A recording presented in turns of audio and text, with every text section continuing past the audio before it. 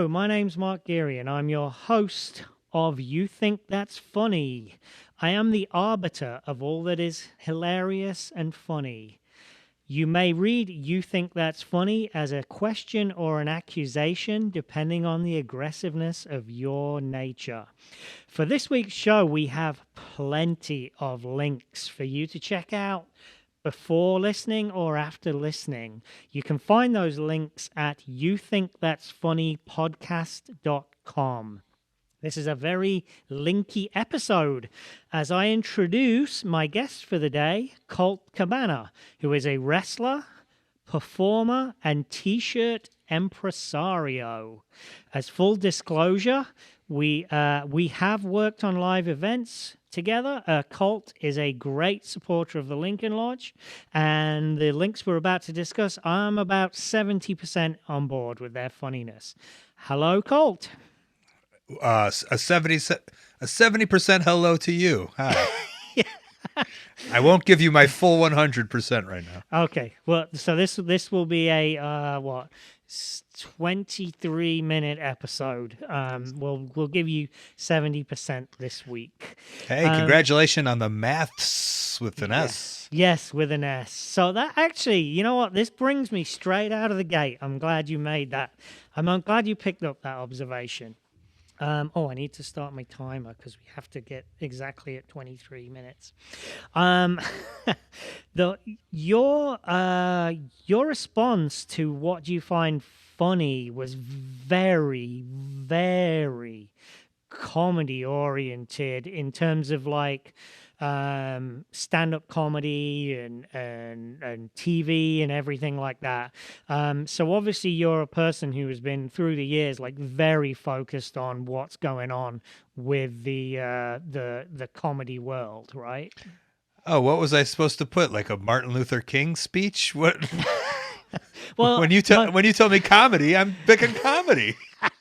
Well, most people lead off with farts, and you're the first one not to.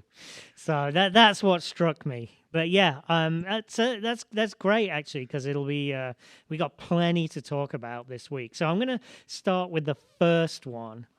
You sent me a clip of 1970s British wrestling is how I would classify it. So it's, for those who don't know, people used to wrestle in swimming trunks in the 70s in England before that jazzy American wrestling came in and it started hitting each other with chairs and fireworks going off. British wrestling in the 70s was literally a church hall full of old ladies jeering and cheering to two blokes in swimming trunks is how I would describe it. But Colt, set the scene. Tell us why it's one of your favorite funny things. Well, wrestling is the performance that I do, and I believe just like comedy, there's all aspects and ratios. So a lot of people think of wrestling as just two guys beating each other up, and that is how I guess the overall arc of pro wrestling is. But this clip is my comedy hero. His name is Les Kellett. I believe he's one of the greatest comedians of all time, and he's wrestling a wrestler named Leon Aris. And essentially, what Les Kellett does bits, but he does them in the ring through wrestling moves and sequences. And it's kind of somebody I patterned a lot of my own wrestling after. And it is 1970s, and you just have to understand that people believe that the wrestling, I don't know if they believe that it's real, but they're watching it based on the idea that they're suspending their belief that it's real. So every time Les Kellett does something, he's using 100% pure physical humor in the idea that he's trying to win a match. And it just always works so well. He's just brilliant. And so how did you first come across this clip? I mean, how old would you have been? And it's just a weird thing for an American to find a 1970s British wrestling clip to me, and especially to focus on it as man, this is funny. And performance too. Yeah, I've been a wrestler for now 22 years. I started when I was 18 years old, and I've been obsessed with wrestling since I was a child, probably 3 or 4 years old. Yeah. And so when I was 23 years old, I quit my full-time job and I went over to England to start wrestling on a full-time schedule. including traveling the Butlins holiday camps. Oh man. Yeah, 6 days a week to wrestle in front of the Butlins holiday resorters, if you will.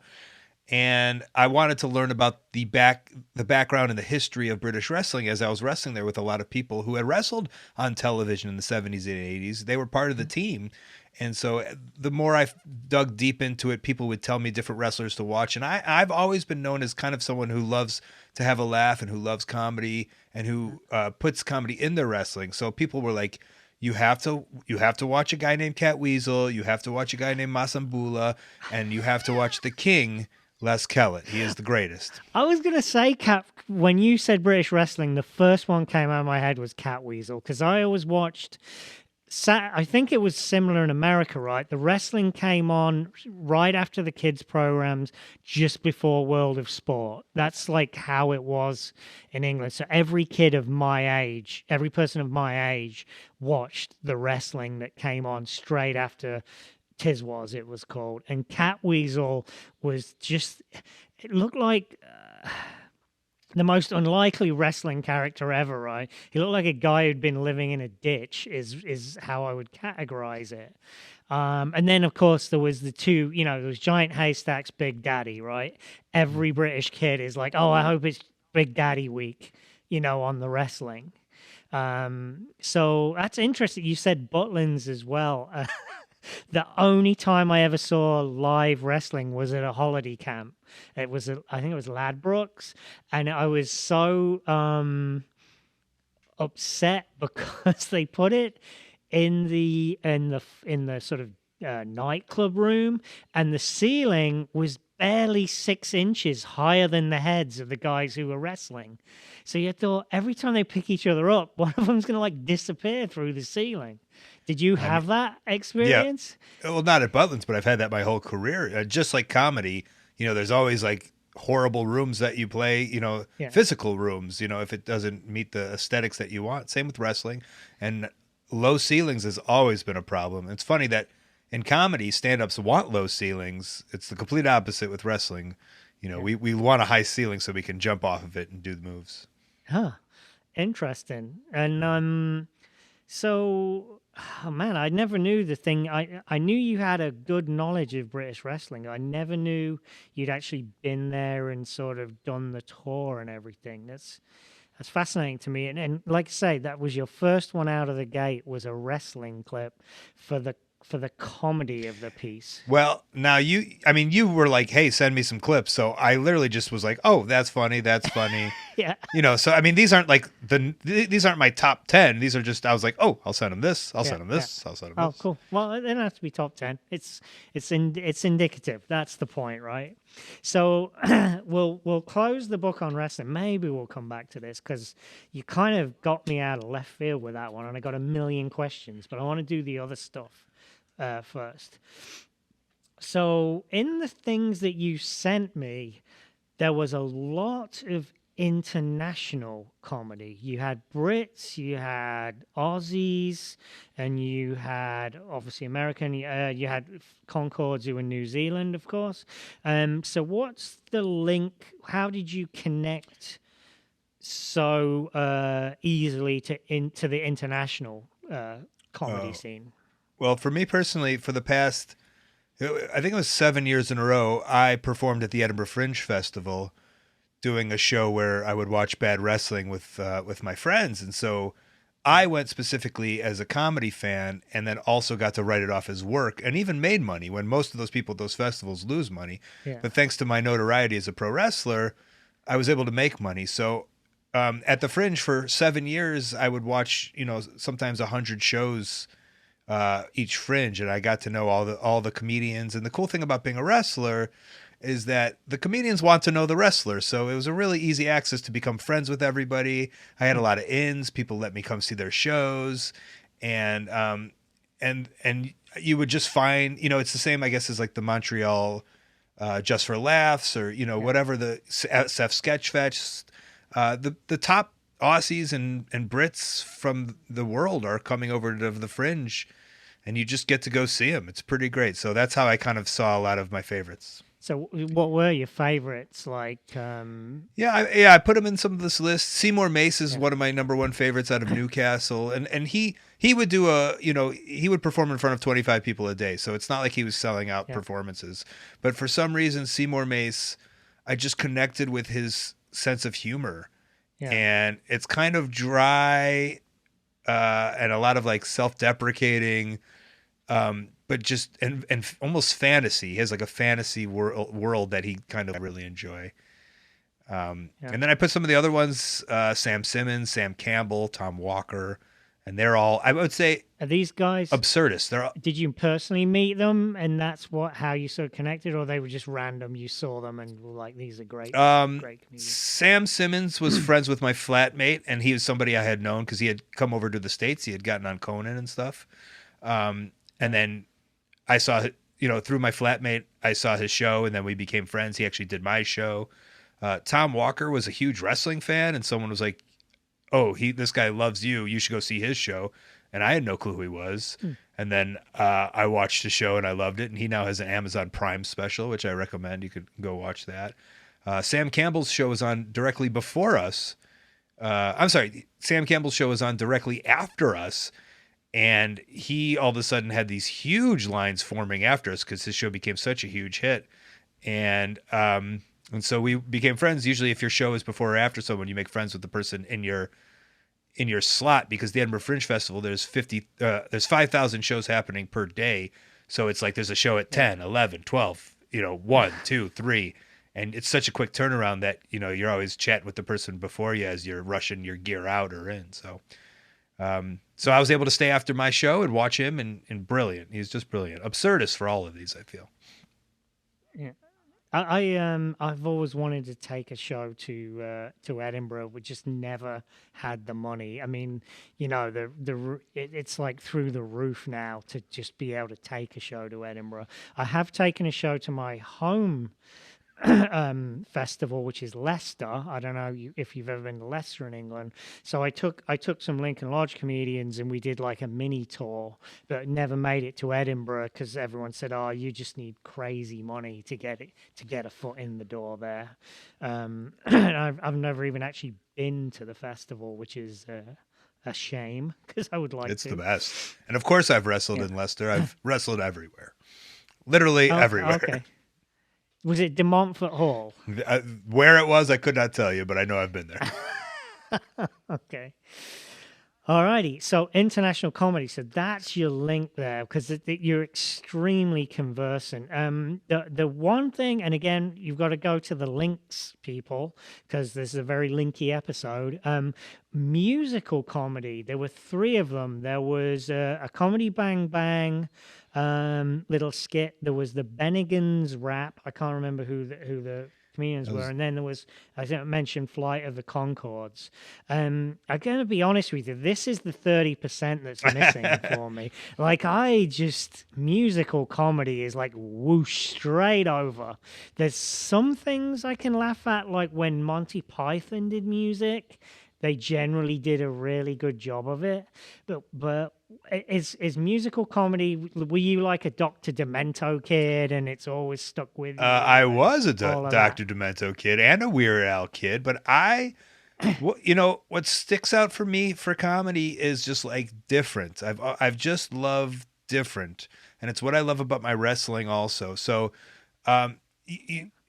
it's almost like you're at, and obviously maybe that is the shtick or the gimmick, is that you're at the advantage if you have an instrument with you, or if you have, a pen and paper with you, or a slideshow. For some reason, like, it's just the ADHD kid in me. It just grabs my attention, and then from there you have to perform.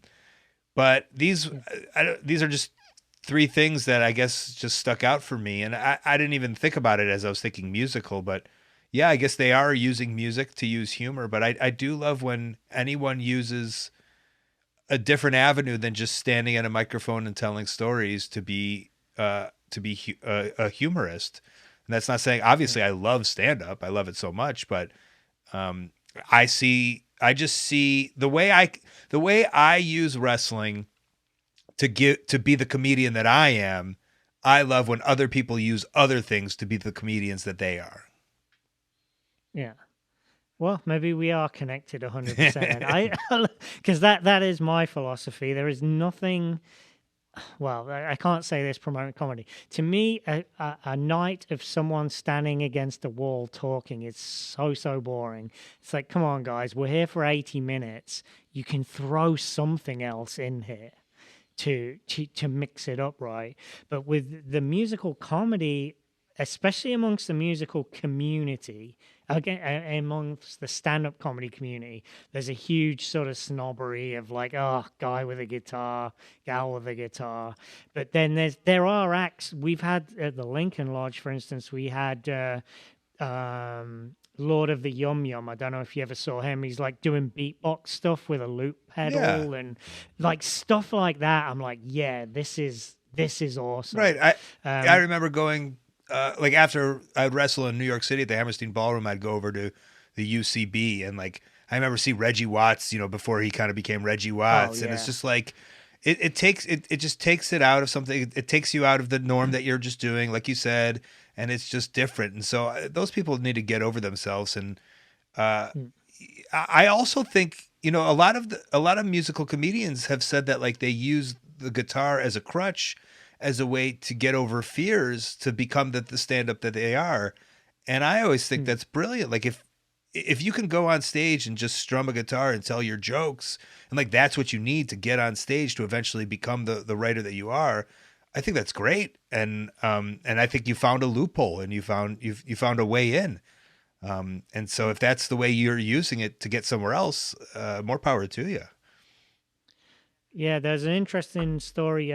Billy Connolly is reasonably famous in America, right? And there was a guy, Jasper Carrot, and they were storytelling comedians, and they came out of the folk scene, and they were people who used to sing folk songs, and them talking in between their songs got longer and longer and longer until they suddenly realized, like, I'm a comedian, not a folk singer. So I think that's the sort of like connection there, right? Is you can bridge from one to the other. All right, let's go on with the this is like a comedy. I don't want to say like a comedy masterclass almost. We're going through all of them. So the next thread that I picked up was you are a fan of, and you've already alluded to this, multimedia slash surreal comedy. It seems like that's what we just sort of discussed. But where does this, what's the surreal thread? Where did that, like, what first opened your eyes to comedy as surrealism? What do you mean surrealism? Sorry. Like, just the, like, I can do something completely off the wall with this. So in one of your links, it was an Aussie guy. I can't remember his name. He was doing a thing where he wrote a poem to a coat or something. Oh, yeah. And that is just like this is something like not stand up. This is something Yeah, else. Tom Walker, who's Yep. essentially he did that's his the Amazon Prime show. He's a mime actually. Yep. Studied at this French whatever it is. I think the guy lives in L.A. now. His name is Marcel or something. Do you know what I'm talking about? Mm, Famous or no. Dr. Brown? Dr. Brown? Fa- No. I've seen. Have you seen a guy called Tape Face? yes, yeah. He did the Yeah. Fringe, of course. Yeah. Yeah. Yeah. So Tom Walker is a mime, but talks all the time in his show, and he's doing mime tricks and he's doing clown tricks essentially. And Yeah. so again, it's the same thing. And I'll bring up one of the other clips that I have, which is the Dimitri Martin clip. Yeah. And essentially, I just put Dimitri Martin in general because I think he's so funny. And Dimitri Martin, watching him on those old Comedy Central presents, I believe, or the half hour or whatever he had, was Yeah. one of the biggest mind openings to me for my career, where again he had the guitar, he had the notepad, he had all these different things, and it allowed me to understand that as a wrestler I don't have to just do arm bars and chin locks and hip tosses. I can explore the space. And so I love that Dimitri Martin explored his space and was so funny at it. Tom Walker, who is the whole show is basically him in love with a coat on a rack. Yeah. He's there. He's exploring the space and he's using every little thing. And I always, when I teach this to my wrestling students, I'll always say, like, you have to break the rules. The most successful people will break the rules to be successful. I go, but that you have to know the rules and appreciate and respect the rules first. So you really have to understand what you're doing in order in order to know that, in order to understand that you're breaking the rules and doing what you shouldn't be doing. And I think a lot of these people are doing that, and I love it so much. Oh, awesome. Yeah, you mentioned Dimitri Martin. I mean, he was an Edinburgh guy. Well, he's American, but he won the Perrier Award at Edinburgh one year, and no one in I was in America at that time. I'd never heard of him, and then obviously the whole flip charts thing and everything came in. But I thought he was going to be a megastar with it, and he just seemed to tail off. They gave him a couple of movies that didn't really fit him, and he's never been like burned into the retina of comedy fans, I feel, at this point. Yeah, but he is in my heart. So Yeah. Yeah, I just felt like by now he would be dominating, in like a Galifianakis sort of level, yeah, but Galifianakis wouldn't have done it had The Hangover not come out, and he would have still been the comedian's comedian. He Yeah, still would have been yeah, the one that the performers love. And I think the ones that are like minded like me, they love Dimitri Martin. yeah. Like a Brody Stevens type, Exactly. where it's like the entire comedy industry is in love with him, and everyone's like, "Oh, was he in something?" No, he wasn't. He's just a No, comedian. he was in The Hangover, cut out of funny people.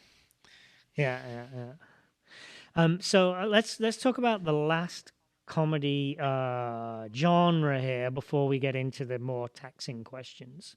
So you had, I'm not sure why you picked out Eric Andre, whether it was the surrealism, but the clip that I was looking at are what I call ambush interviews. So I guess, popularized by uh, Ali G and Chris Morris and people like that, where you take a real person and put them into a absolutely ridiculous interview and see what happens. Was that the point of Eric Andre? You feel? I just loved the show. It's just, yeah, Yeah, of course that was part of it. Again, he was making fun of the idea of a talk show. Talk shows are just become such a part of American whatever it is that we all just accept it what it is. And I just yeah, love the idea that he was making fun of it, all of it. So it wasn't one specific thing, but of course, and I do. There's a part of me that feels a little bad for the people that aren't in on the joke, which isn't my yeah. favorite comedy, is at the expense of others. Hmm. Um, but he does it so well, and it is funny. There's 10% of me who's like, oh, that poor person, but there's 90% of me who loves it. Well, that actually brings me. The reason I'm asking that, it brings me to the science part. We have a science part of our show, and I do a bit of research to find out the science behind this stuff. So I'm gonna regale you and the audience with this, which I found this week, right? So, I forgot what link it came from. Um, blah, blah, blah, blah. So I found out practical jokes, which is what I basically are calling an ambush interview, are used more commonly in an effort to bring a person into a group. So they're inclusion, not exclusion, according to anthropologists. An integral part of rituals around the world intended to temper success with humility. Recent research suggests that the experience of being duped can stir self reflection in a way few other experiences can, keeping a check on arrogance or obliviousness. I think, this is from the New York Times. The link will be there. So apparently it's to keep you grounded. That's why we need to prank the hell out of each other, according to the scientists. And then Abby Hoffman got quoted, that guy, talking of Ali G, now being played by Ali G, in that Netflix thing, he categorized three sorts of pranks. So the bad ones are vindictive, the neutral are purely physical in nature, and the good pranks actually satirize human fears of failing. And it's found throughout the world, especially in initiation rites and coming of age rituals. So this was the bit that made me laugh. The Darabi of New Guinea, for example, have children. They make their children make a small box and bury it in the ground. They tell them that after a while a treasure will appear, but they must not peek before a certain time. This is what a professor of anthropology at Virginia found. Invariably, the youngsters can't hold themselves, peek, and the village elders put a sample of human feces for them to find. So, would you go as far as burying some poo in a box just to teach a kid a lesson is my question to you, Colt. Yeah, sure. Why not? For the laugh. Just for the laugh, but also so that this person grows to be a better person, right? Yeah, and I like the idea that's not vindictive, and so I think that's why the whole world has latched onto Impractical Jokers, and why I think it's such a wonderful show too, is that they're not pranking somebody unsuspecting. Essentially, they're trying to get the laugh at the expense of their friends, and everyone's well aware that it's going to happen to them, or that could be the result. And that's something I really enjoy. And I think the world does too, is that's why they're so successful. Cool. All right, well, we're steamrolling towards the wrap up here. So I think you've talked about this pretty much already, but if there's anything else to add, how do you use what you find funny in your life and in your career? I think you've already covered part of that, but is there anything else to add in terms of, Sure, outside of wrestling? Yeah, well, inside of wrestling is like, I want to be the band that I want to see. I want to be the comedian that I want to see. I want to be the wrestler that I would want to see. So the way I wrestle is the way that if I was a fan is something I would want to see. So that's very important in using comedy. And then also I think finding like-minded people, whether it's friends, whether it's lovers, whether it's acquaintances, whatever it might be, it's kind of a great way to kind of separate the herd in my life. And I feel that's something that I've used comedy to do that. Most importantly is, like-minded people that I surround myself with are the ones that we have the same idea of what we think is funny. Oh, cool. So I sent you some links. So here's a chance for you to get revenge on my. Yeah. I try to read the room. And again, people, you've got to go to youthinkthat'sfunnypodcast.com to check these links out. So the first one was kind of a famous. Let's read your own room, because as we go through all of these, we can obviously read the room that you grew up in the 70s in Great Britain. For fuck's sake. No. I'm very cosmopolitan. He literally sent me all British comedy from the 70s and 80s. Well, I honestly, and I'm not saying this to kiss ass, I feel like you are so well versed in the world of comedy. I was literally pulling clips and going, no, I'll have seen this. No, I'll have seen this. No, I'll have seen this. So I had to really go deep and be like, okay, how am I going to find something that Colt actually hasn't bloody seen? I felt like it was a challenge. So the one that I felt you might actually, you're either going to love it or hate it, was a famous one, a British comedian called David Copperfield, but not that David Copperfield, who had built an nightclub act, basically around where he wrestles himself. So he's like, the left half is one wrestler and the right half. Was that actually, to you as a wrestler, was that even remotely funny, or was it just Yeah, no, I did find it funny, and I was laughing at the first couple. of how he was setting it up. I, as a wrestler and a comedian too, I was like, I do look at the science of it too, which is really the science of the setup, the science of or even maybe it's the business of it as a business person, as a t-shirt entrepreneurial or whatever you said. So a lot of me is like, well, how is he going to pay this off? Where are these jokes going to come from? What is the ending going to be? What's the finish going to be, is what we would say in wrestling. So the concept is very funny in itself. I found it very funny, this idea of it, especially as a wrestler. Like the little things to me was like, well, this is on TV. How come there's not a wrestling ring? That's something. Oh, that was the format of that sketch show. They always did it in like a white. Oh, is that right? Yeah, it was just it was like how they did the show more than anything. Oh, because a lot of me, it was like, you're telling me you couldn't put up some ropes? Like this, to me, this is so lacking on production that it was just a white room, but that makes sense now. And then the finish of it was almost like a Saturday Night Live, like, well, we don't know the ending, so let's just make up whatever. I don't know if you felt the same way. I think he just disappeared, and they were like, well, that's it.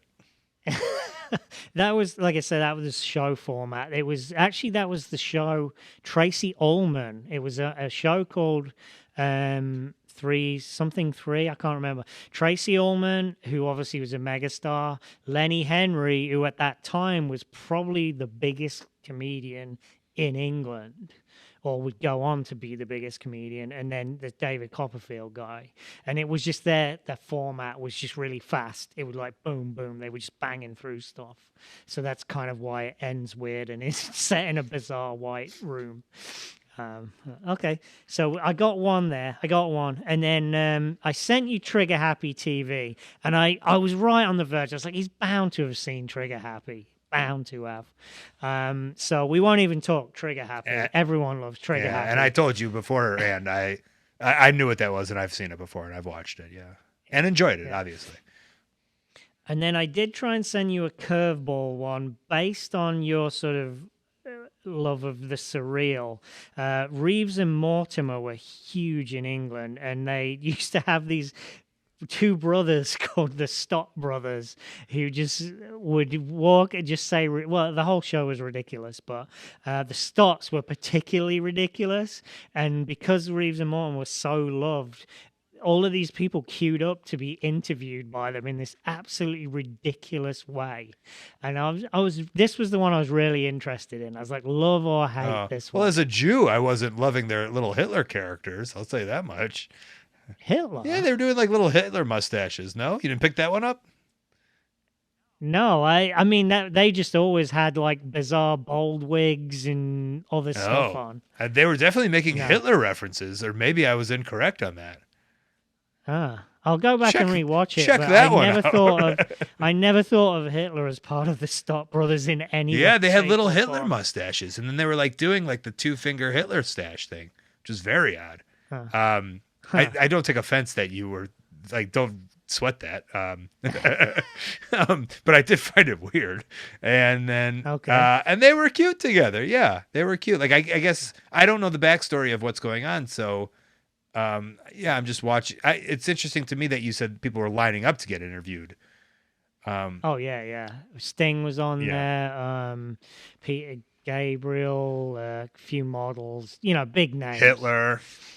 Yeah. I never thought of that one. Oh, man. I haven't been in America long enough. All right, well, so let's do this then. We're going to wrap up with a quick note of negativity.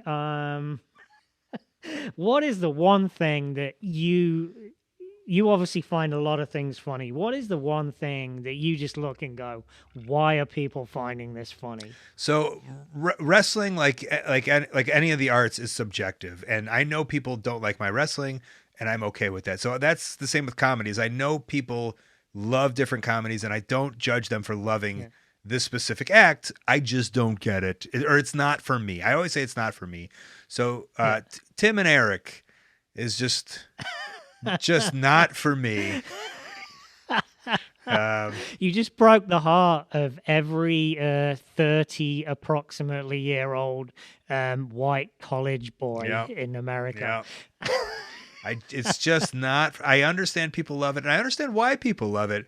I just do not. And somebody recommended that I watch Tim Heidecker's stand up where it's like anti stand up. And I thought it was very funny for like the first 3 minutes, but then I was like, oh my God, this goes on for an hour. It's on YouTube. And I tapped out at about 15 or 20 minutes just because I was like, oh, I don't think this isn't funny to me. I'm just watching something that I see he's set up and that he's enjoying, screwing with people, but I just don't enjoy it.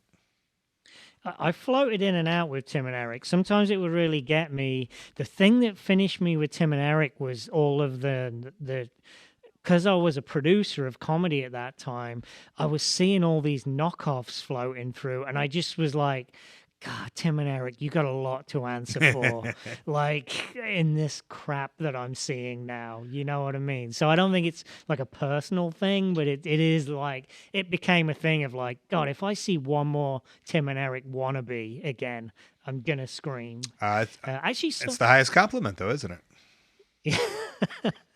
I actually saw Tim Heidecker open for Neil Hamburger. Now, I've seen Neil Hamburger, and I love Neil Hamburger. Yeah. Which is also anti-comedy, but it's just done differently, isn't it? Yeah. Alrighty. Well, I think we'll wrap it up there. Thank you very much, Colt. You're welcome. And I hope you enjoyed recording what is probably your 27th podcast of the week. No problem. I'm known on the podcast circuit. You are known on the podcast circuit, indeed. Do you have anything? Well, let's look at it this way. I probably have about 8 people listening to my podcast, and you have 250,000. So I'm guessing the promotional trade-off for you at the end of this one is not that enticing. But is there anything you want to talk about to my 8 listeners? Oh well, I'm on Twitter and Instagram and Twitch, Colt Cabana, and I just want to say that.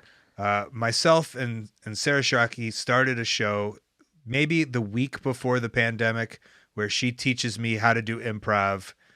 And we did it at the Lincoln Lodge, and it was going to be either a monthly. I hope to make it a weekly show, but sadly it's all gone to naught. So I'm just excited to get back to live performance so we can bring the show back to Chicago and workshop it around.